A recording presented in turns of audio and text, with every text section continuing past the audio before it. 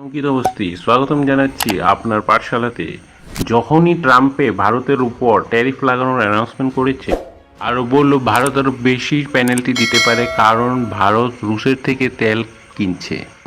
তারপর দেশের মিডিয়াতে এই খবরটি প্রচারিত হওয়ার আরম্ভ হলো। আর সেই খবরটি ছিল কি ভারত না রুশের থেকে তেল কিনা বন্ধ করে দিয়ে খালি রুশের থেকে তেল কিনা বন্ধ করে নেই, এবং ট্রাম্পও খুশি হয়ে গিয়েছে। ট্রাম্প বলে আমি এমন খবর পেয়েছি ভারত রুশের থেকে তেল কিনা বন্ধ করে দিয়েছে। আগে আমরা এই সেশনে চর্চা করব ভারত সত্যি করে রুশের থেকে তেল কিনা বন্ধ করে দিয়েছে, আরও এটির সত্যতা কি আছে। আগের এই ঘটনাটির পুরো পোস্টমর্টম করা হবে। আপনাদের সকলকে তো এই কথাটি মনে আছে, ভারতে যখন 25% ট্যাক্স লাগানোর অ্যানাউন্সমেন্ট করেছিল ট্রাম্পে, তখন ট্রাম্পে একটি শব্দ ব্যবহার করে the penalty of the aboard. কোন পেনাল্টি অফ দি অ্যাবোর্ডের কথা বলা হয়েছিল? আসলে ভারতে যে তেল কিনে রুশের থেকে, সেই তেলের টাকা দিয়ে রুশে বমগোলা ইউক্রেনের উপরে ফালাচ্ছে, এটি বলতে চায় ট্রাম্পে। যদি ইউক্রেনকে বাঁচানো আছে তো রুশে যে বিক্রি করছে তেলগুলো, সেই তেল বিক্রি করা বন্ধ করতে হবে। আর যদি সেটা না পারো তাহলে যে তেল কিনছিস তাকে ভাগিয়ে দাও। সেই খরিদার গ্রাহকের লিস্টে নাম আছে ভারত আর চীনের। সেই ভারত আর চীনকে যদি তেল কিনতে বন্ধ করে দেওয়া হয় তাহলে নাকি ইউক্রেনের সেই যুদ্ধটি অনেকটি বেঁচে যাবে। যখন তেল বিক্রি করতে পারবে না তো রুশের হাতে টাকা থাকবে না, আর টাকা না থাকলে কেমন করে ইউক্রেনের উপর বোম আরও গোলা ফেলাবে? তার জন্য ভারতের মতো দেশকে ধমকানো আরম্ভ করলো, কারণ চীনকে তো ধমকানোর আর সাহস নেই ট্রাম্পের। 25% ট্যারিফ দেওয়া হবে যদি আমেরিকাতে কোনো বস্তু বিক্রি করা হয়। আরও যদি রুশের কাছ থেকে তেল কিনো তাহলে জরিমানা ভরতে হবে। সেই জরিমানাতে ভারতের কি লোকসান হবে সেটা তো আমরা সবাই জানি। যেগুলো জিনিসপত্র আমেরিকার যায় ভারতের থেকে, আমেরিকা হলো সব থেকে বড় ট্রেডিং পার্টনার। আমেরিকার সাথে ট্রেড করার পর আমরা 40-45 বিলিয়ন ডলারের প্রফিটে থাকি। যদি এই ট্রেড বন্ধ হয়ে যায় তাহলে আমাদের ব্যবসায়িক ঘাটা হবে। আবার এটি ভাবনা আসতে শুরু হলো, আবার আমরা যদি এটার কোনো বিকল্প ভাবি, যদি আমরা আমেরিকার কথা শুনি আর আমেরিকার কথা অনুযায়ী রুশের থেকে তেল কিনা বন্ধ করে দেই, কারণ আমরা যে এখন রুশের থেকে তেল কিনি সেটা সস্তা পড়ে আমাদের। প্রথমে একটা কথা বলে দিই, রুশের থেকে তেল কিনা কিন্তু বন্ধ করা হয়নি। আসলে তার উপর একটা ব্যারিয়ার লাগানো হয়েছিল যে তেল কিনলে $60 নিচে প্রতি ব্যারেল হিসাবে কিনতে হবে। তারপর আবার ইউএসএ দেশগুলো যখন প্রতিবন্ধ লাগালো, ওনারা বলল $45 নিচে যদি কিনতে পারুন তাহলে কিনে নিন। বাইডেনের সময় যে $60 প্রতি ব্যারেল হিসাবে লাগানো হয়েছিল প্রতিবন্ধ, সেই হিসাবে আমরা তেল কিনে নিয়েছিলাম, অর্থাৎ আমরা অনেক কম দামে তেল কিনেছিলাম, যার জন্য পৃথিবীতে তেলের সেই দামগুলো বেশি বাড়েনি। কারণ ভারত অনেক বেশি তেল ইম্পোর্ট করে, সেই ইম্পোর্ট করা তেলকে রিফাইন করে সেই দামটাকে এক্সপোর্ট করে সেটাকে ঠিক রাখে। আমাদের ভারতে প্রথমে রুশের থেকে 1 কি 1.5% তেল কিনা হতো, তারপর প্রতিবন্ধর পর আমাদের প্রায় 40% তেল বেশি কিনা হচ্ছিল, আরও সেটাকে রিফাইন করে আমরা বিদেশে বিক্রি করে সেটা আমরা তেলের দামের উপর একটা ব্যারিয়ার, একটা কন্ট্রোল স্থাপিত করেছি। এই রাশিয়া ইউক্রেনের ক্রাইসের পুরো যুদ্ধর সময় তেলের দামটি বাড়েনি, কারণ ভারতে সেটি কন্ট্রোল করে রেখেছিল। এই ক্রাইসিস সময়েও যে তেলের দামটি বাড়েনি, যে পৃথিবীকে পুরো রিলিজ করেছে, সেই কথাটাই ভারত পুরো ইউরোপ কান্ট্রিগুলোতে বলে তাদেরকে বোঝানোর চেষ্টা করত। কিন্তু আমেরিকা বলছে যে এমন করে তো আপনারা রুশকে টাকা দিচ্ছেন, তেল কিনে টাকা দিচ্ছেন, আর সেই টাকা দিয়ে ইউক্রেনের উপর বমগুলো ফালাচ্ছে। পৃথিবীতে অবশ্যই তেলের দামটি কন্ট্রোল করেছেন আপনারা, কিন্তু আপনারা ইউক্রেনের উপর যুদ্ধ করার জন্য রুশের হাতে টাকা ধরিয়ে দিচ্ছেন। অবশ্যই ইউরোপ কান্ট্রিগুলো বেশি দামে তেল কিনতে পারত, কিন্তু ইউক্রেনের যুদ্ধটি একটি গম্ভীর রূপের থেকে বেঁচে যেত। আমেরিকার কথা অমান্য করাটা আমেরিকা সহ্য করতে পারেনি, কারণ আমেরিকা বলে যাচ্ছে রুশকে, ইউক্রেনের উপর তুমি আর হামলা করো না, শান্তি প্রস্থান স্বীকার করে নেও, যেটি রুশে মানেনি আরও সে দিন বা দিনের উপর বেশি আক্রমণিত হয়ে গিয়েছে। এইগুলো কথাকে ধরে ভারতকে বলেছে ভারত নাকি একটি ডেড ইকোনমি, কারণ রুশকে তো প্রথমেই ডেড ইকোনমি প্রমাণ ঘোষিত করে দিয়েছে। ট্রাম্পের পুরো কথাগুলোকে বিশ্লেষণ করলে এটাই বোঝা যায় যে উনার কথা মতে রুশ আর ভারত নাকি একটি ডেড ইকোনমি। আমি আগেও প্রথমে ডেড ইকোনমি নিয়ে একটি বিশ্লেষণ ভিডিও বানিয়েছিলাম, যাকে দেখার পর লোকে আমাকে কমেন্ট করেছে যে আপনি তো এটা বলেছেন যে ভারত একটি ডেড ইকোনমি নয়, সেই কথাগুলোকে আপনি উঠিয়ে ধরে ভালো করে বিশ্লেষণ করে বুঝিয়েছেন, কিন্তু লোকের মনের মধ্যে এই কথাটি চলে ভারত নাকি একটি সত্যি ডেড ইকোনমি। কিছু লোকের মতামতি অনুযায়ী ভারত একটি ডেড ইকোনমি।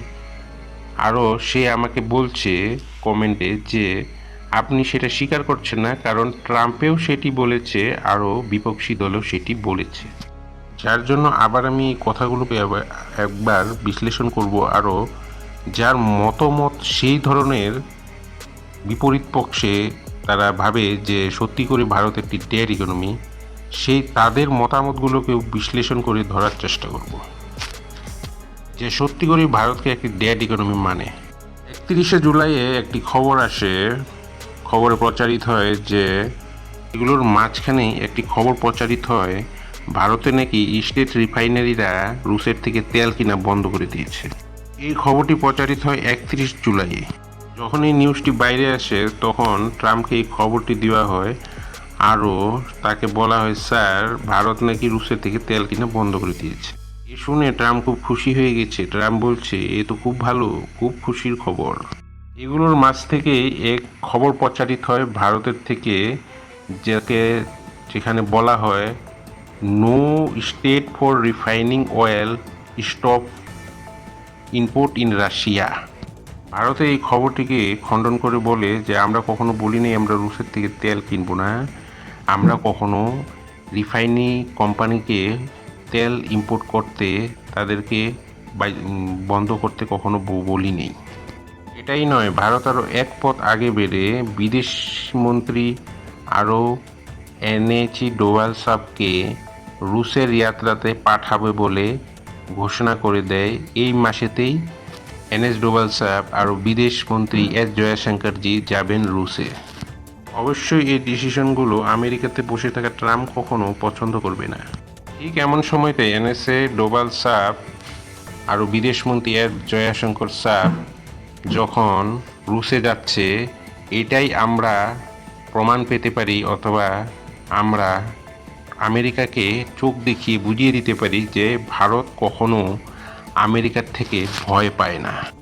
আজকে আমরা বিশ্লেষণ করব রুশের থেকে তেল না কেনার কথাগুলো, সেগুলো আজকে আমরা বিশ্লেষণ করব। সবার প্রথমে এনার কথা ট্রাম্প যে খুব খুশি যে ভারতে রুশের থেকে তেল কিনা বন্ধ করে দিয়েছে। এই খবর যখন বাইরে আসে ভারতের প্রবক্তায় বলে নিউজে এসে যে আমরা এমন কিছু বলিনি, আমরা কিছু বলিনি, এ শুধু এমনি বানানো কথা। কিছুদিন আগে F-35 নিয়ে যে ভারত আর আমেরিকার মাঝখানে যে সম্বন্ধ খারাপ হয়েছিল সেটা নিয়ে আমি বিশ্লেষণ করেছিলাম। নিউজ যখন বের হয়েছিল Indian oil corporation, Hindustan petrol pump, Bharat petrol pump এরা নাকি রুশের থেকে তেল কিনা বন্ধ করে দিয়েছে, এই নিউজটি খুব প্রচারিত হয়েছিল। তারপর ভারতের প্রবক্তা বের হয়ে এটি খণ্ডন করেছিল যে আমরা এমন কিছু বলিনি, আমরা রুশের থেকে তেল কিনা বন্ধ করিনি, আমরা এবং অবশ্যই তেল কিনতে থাকবো। এটি এত বড় খবর হয়ে যায় কি আমেরিকার হেডলাইন্সেও দেখা যায়। তখন নিউ ইয়র্ক টাইম লিখেছিল আমেরিকাতে যে India will buy Russian oil despite Trump's threat. এমন রিপোর্ট নিউ ইয়র্ক টাইমের ভিতরে ছাপা হয়। এর মানে এটা হলো 2 আগস্ট পর্যন্ত যে নিউজ চলছিল যে ভারত রাশিয়ার থেকে তেল কিনছে না, তার বিপরীতে এমন হয়ে গেল যে ভারত রাশিয়ার থেকে তেল কিনছে, সেই নিউজটা প্রচারিত হতে শুরু হলো। এটার পিছনের স্টোরি সবাই আমরা জানি যে আমরা রুশে থেকে কেন তেল কিনি। যুদ্ধর পরের থেকে যদি তেলের দাম সস্তা হয়েছে তাহলে ভারত রুশের থেকে তেল কিনে সেটা লাভ নিতে অসুবিধাটা কি? তেল কিনে আসলে আমরা পৃথিবীর উপরে একটি উপকারী করছি, কারণ 2022 থেকে রুশ আর ইউক্রেন যুদ্ধতে লেগে আছে, যার জন্য তেলের দাম বাড়ার সম্ভাবনা ছিল। আমেরিকা অনেক চেষ্টা করেছিল যুদ্ধটি থামানোর, কিন্তু চেষ্টা করেও নাকাম হলো, সেটা পারল না। ভারতকেও বলা হলো যে রুশ আপনার বন্ধু, আপনি আপনার বন্ধু রুশকে বুঝান যাতে সে যুদ্ধটি বন্ধ করে দেয় আর শান্তি স্থাপনা করে। ভারত বলল, আমরা শুধু আমাদের দরকারটা জানি, আমাদের দরকার হলো আমাদের দেশের নাগরিকের যাতে সস্তা তেল পায়, তার জন্য আমরা সেটা উপায় করতে চেষ্টা করছি। যদি পৃথিবীর মনে হয় ওনারা সস্তা তেল দিতে পারবেন, তাহলে অপেক কান্ট্রিকে বলে অর্গানাইজেশন অফ পেট্রোল কান্ট্রি, ওই দেশগুলোকে বলুন ওনারা সস্তা তেল পৃথিবীতে অ্যাভেলেবেল করিয়ে দিও, তাহলে সাধারণভাবে রুশের থেকে তেল নেওয়া বন্ধ হয়ে যাবে। ওনাদের আলাদাই সিদ্ধান্ত চলে, এক তো রুশকে বলে $60 উপরে তেল বিক্রি করবেন না, আবার এইদিকে অপেক্স কান্ট্রিগুলোকে, যেগুলো তেলের পুরো সৌদি আরবে যত তেলের কান্ট্রি আছে, তারা যেটা একটা সমূহ, ওদেরকে কিছু বলছে না, ওরা যত দামে বিক্রি করতে পারে সেত দামে বিক্রি করছে। সব কথাগুলোকে যদি ধরে দেখা যায়, তেলের প্রাইসটাকে, তেলের যে অপেক্স কান্ট্রিগুলো আছে তারা মিলে তেলের প্রাইসটাকে কন্ট্রোল করে রেখেছে।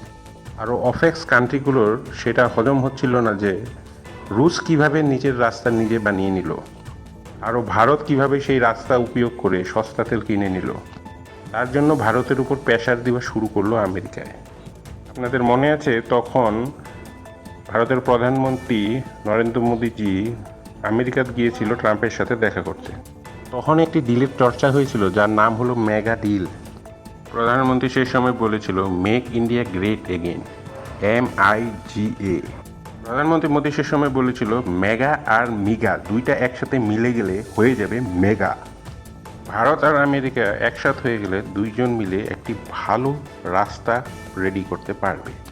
ভারতও চায় যে আমেরিকার থেকে যে আমরা $40 বিলিয়ন এক্সপোর্ট করি, যেটা আমরা লাভে থাকি, সেই ট্রেড ডিপোজিটকে যাতে কিছু পরিপূর্ণ করা যায়, তার জন্য আমেরিকার থেকে কিছু ইম্পোর্ট করে ওনাদেরকেও কিছু ফিল গুড করানো যায়। আমেরিকার সেটাই কষ্ট যে কামাচ্ছে আমাদের কাছ থেকে আর লাভ দিচ্ছে অন্য কাউকে, সেইটা ওনারা হজম করতে পারছে না। যার থেকে কামাচ্ছেন সে আপনার কাছে মালিকানা ভাব দেখাতে শুরু করে বা মালিকানা ভাব দেখাতে চায়। ভারত আমেরিকাকে বলে যে আপনারা যদি আমাদেরকে সস্তা তেল দিতে পারেন তাহলে দিয়ে দিন। ভারত আর আমেরিকার মাঝখানে ফেব্রুয়ারি মাসে একটি ডিল হয়। সেই মেগা ডিলের মাঝখানে, সেই মেগা ডিলের কথাতে বলা হয়েছিল যে ভারত এখন আমেরিকার কাছ থেকে বেশি গ্যাস আর তেল ইম্পোর্ট করবে। দুনিয়াতে কিছু লোক হতে পারে জানে না যে ভেনেজুয়েলা হয়ে গেল আর আপেক্স কান্ট্রিগুলো, যেগুলো দেশের অনেক তেল আছে, তার থেকেও বেশি তেল আমেরিকাতে আছে। আমেরিকা আসলে একটি চালাকি খেলেছে যে যখন সব দেশগুলো পুরো তেল শেষ হয়ে যাবে, সেই সময় সেটি তেলটা বার করবে। এখন বার করছে না, সেই তেলটা তখন বার করে তার মনের ইচ্ছা মতো দামে বিক্রি করবে। অয়েল রিজার্ভের যদি কথা বলা যায়, তাহলে দুনিয়াতে সব থেকে বেশি আমেরিকার কাছে তেল আছে, কিন্তু আমেরিকা কখনো এক্সপোর্ট করে না, সে উল্টা কিনতে থাকে দেশগুলোর থেকে তেল। আমেরিকা ভাবে যে এই তেলগুলো আমরা কিনে কিনে রাখবো, একদিন যখন দুনিয়ায় তেল পুরো ক্রাইসিস হয়ে যাবে, তেল থাকবে না, তখন আস্তে আস্তে এই তেলগুলো বের করে মনের ইচ্ছা মতো দামে বিক্রি করব। তখন আমেরিকার এটি আইডিয়া ছিল না যে একসময় রিনিউয়েবল এনার্জির এত ডিমান্ড বাড়বে যে রিনিউয়েবল এনার্জি নতুন করে উভরে আসবে, আর তেলের দাম আস্তে আস্তে তেলের মানুষের যেটা ইউজের যেটা সংখ্যা, সেটা আস্তে আস্তে কমিয়ে দিয়ে রিনিউয়েবল এনার্জি শিফট হয়ে যাবে। ট্রাম্পের যদি বদলাও নীতিগুলোকে দেখুন, তাহলে দেখবেন যে প্যারিস ক্লাইমেটের যে ডিল ছিল সেইটার থেকে তিনি কিনারা করে নিয়েছিল। সেই প্যারিস ক্লাইমেট ডিলের থেকে ট্রাম্প সাইড হয়ে গিয়েছিল। উনি বলেছিল যে কার্বন ডাই অক্সাইড বের হলে হতে থাকুক, আমার কথা হলো তেল বিক্রি হওয়া উচিত, তেল বিক্রি হতে থাকুক। ভারতের মতো দেশ যে পর্যাবরণের থেকে অনেক প্রভাবিত হচ্ছে, সমুদ্র স্থল বাড়ছে, গরম বাড়ছে, পলিউশন ইনক্রিজ হচ্ছে, গ্লেশিয়াস গলে যাচ্ছে, প্যারিস ক্লাইমেটে এইগুলো সমস্যাকে নিয়ে সবাই সিদ্ধান্ত নিয়েছিল যে আমরা এক সময় জিরো কার্বন প্রডিউস করতে পৌঁছে যাব, আরও পর্যাবরণকে সুরক্ষিত করব। বাইডেনের সময় এই ডিলটাকে অ্যাগ্রি করেছিল আমেরিকা। যে বাইডেন চলে গিয়ে ট্রাম্প আসলো, সে এই ডিলের থেকে সরে গেল। ট্রাম্প বলল, আমি মানি না এসব কথা। ট্রাম্প কেন এমন বলল? যাতে ট্রাম্পের এইখানে তেল বিক্রি চলতে থাকে। ফেব্রুয়ারি মাসে ডিল করলো আমেরিকা ভারতের সাথে যে আমরাও তোমাদেরকে তেল বিক্রি করব। তেল বিক্রি করার মানে তখনই তো বলেছিল যে আমেরিকা শুধু তেল কিনে, তেল বিক্রি করে না।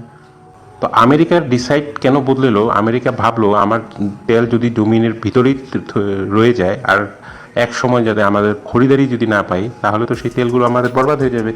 তার জন্য সে এখন তেল বিক্রি করতে রাজি হয়ে গেল। তো ভারতেও এগ্রি হয়ে গেল। ভারতে বললো ঠিক আছে, আমরা মেগা ডিলের শর্তে আমরা তেল ইম্পোর্ট করবো আপনাদের কাছ থেকে। যার জন্য ভারত রাজি হয়ে গেল।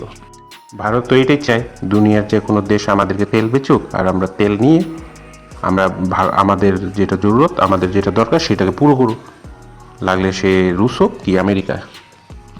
যদি আমরা আমেরিকার কাছ থেকে তেল কিনি তাহলে আমেরিকার সাথে আমাদের ট্রেড আরও বেশি বেড়ে যাবে, কারণ আমাদের তো তেল কেনার দরকার ছিলই। আমরা কি চাই? আমরা ভারত এটাই চাই যে আমরা তেল কিনতে থাকি, লাগে যেখান থেকেই হোক সস্তা তেল পাওয়া দরকার। আগস্ট 3 তারিখে এই খবর প্রচারিত হয়েছিল যে ভারত আমেরিকার কাছ থেকে তেল কিনা শুরু করে দিয়েছিল।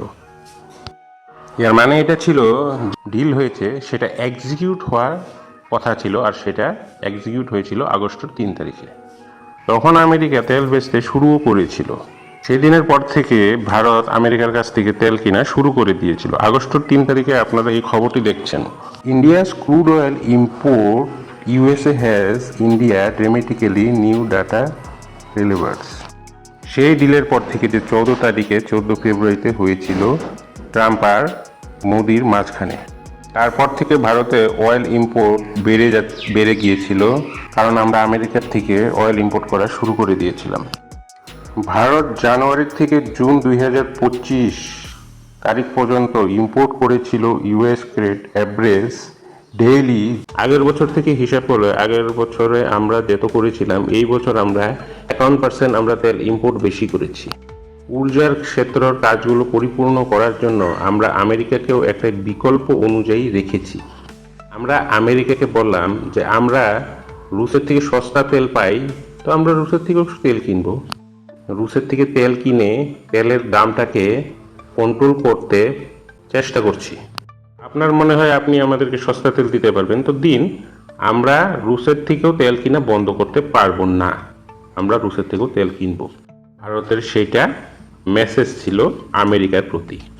তখন ট্রাম্পেও বাইরে বের হয়ে সেটি খবরটিকে বিশ্লেষণ করে বলল যে ভারত রুশের কাছ থেকে তেল কিনা বন্ধ করে দিয়েছে, এইটি ভুল খবর ছিল। যে খবরটি আমি খণ্ডন করে যে ভারত রুশের থেকে তেল কিনা বন্ধ করেনি। এর বিপরীতে জানুয়ারির থেকে ভারতে রুশের কাছ থেকে তেল কিনা আরও বেশি করে দিয়েছে। এমনকি দরকার পড়ে গেল ভারতের যে এই দুজনকে রুশে পাঠাতে হবে ভারতকে, যাও তোমরা দুজন আর ভারতের পক্ষ রেখে আসো রুশের কাছে। এমনকি দরকার পড়ে গেল সে, এখন আপনারা জেনে নিন। নম্বর 1 কথা হলো, আমরা সবাই জানি ভারত আর রুশের মাঝখানে একটি বিশ্বাসের একটি বন্ধন আছে। সেই বিশ্বাসের বন্ধনটি কোথাও না কোথাও আঘাত পেয়েছে। কিছুদিন থেকে ভারত আর আমেরিকার মাঝখানে যে সম্বন্ধটা গড়ে উঠেছিল, তার মাঝখানে রুশ নিজেকে কোথাও না কোথাও একা আলাদা পেয়েছে। তার জন্য সেইটাকে পূরণ করার জন্য, সেইটাকে ফিল আপ করার জন্য ভারতকে আমাদের এস জয়শঙ্কর আরও ভারতের থেকে দুজনকে পাঠানো হচ্ছে। কোথাও না কোথাও পুতিনের মনের মধ্যে এমন আসছিল যে ভারত আমেরিকার পক্ষ নিয়ে রুশকে আলাদা করে দিচ্ছে। তার জন্য ভারতে নিজের থেকে মোদিজি গিয়ে রুশের সাথে মিটিং করেন, আর তাকে সেটা আমরা সবসময় আপনার কাছে আপনার পাশে আছি। ভারতেও এটা চায় যে আমাদের যে একটি বিশ্বাসগত পার্টনার বন্ধু আছে রুশ, সে আমাদের থেকে কখনো যাতে দূরে না যায়। আমেরিকা